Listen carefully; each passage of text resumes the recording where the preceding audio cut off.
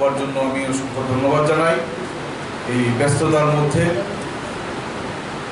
নির্বাচনের প্রাকলগ্নে বিভিন্ন দল থেকে প্রতিনিয়ত, বিশেষ করে যুবকরা, যুব সমাজের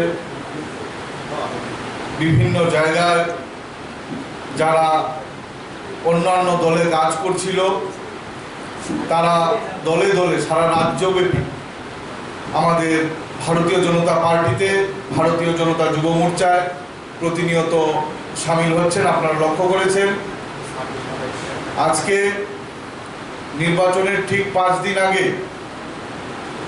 রাজ্যের বিভিন্ন জায়গা থেকে, বিশেষ করে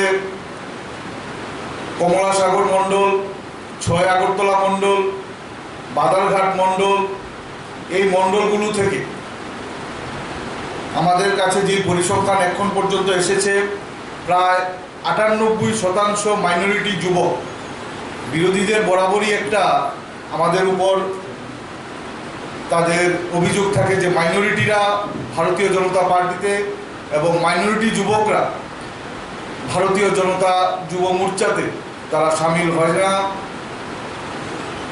তারই প্রতিরূপ আজকে আমাদের 6 আগরতলা যুব মোর্চারই কাজ করে কিছুদিন পূর্বে যুব কংগ্রেস থেকে জয়েন করেছে আমির হোসেন, আমার বাঁ পাশে বসে আছে, তার নেতৃত্বে এই রাজ্যের বিভিন্ন জায়গা থেকে ন্যূনতম 6টি মণ্ডল থেকে আমার কাছে যে পরিসংখ্যান আছে তাতে 23 পরিবারের প্রায় 157 জন ভোটার আজকে যারা এখানে আমন্ত্রিত, তারা শুধু ওই পরিবারের একজন করে আমরা আমন্ত্রণ জানিয়েছি, যেহেতু নির্বাচন দোরগোড়ায়। তো 23 পরিবারের 157 জন ভোটার আজকে আমাদের ভারতীয় জনতা পার্টিতে, ভারতীয় জনতা যুব মোর্চাতে সামিল হচ্ছে। এবং যারা এসছে আজকে এখানে প্রত্যেকেই টিনেজ সবেমাত্র শেষ করে ম্যাক্সিমাম 25 থেকে 30-এর মধ্যে তাদের বয়স।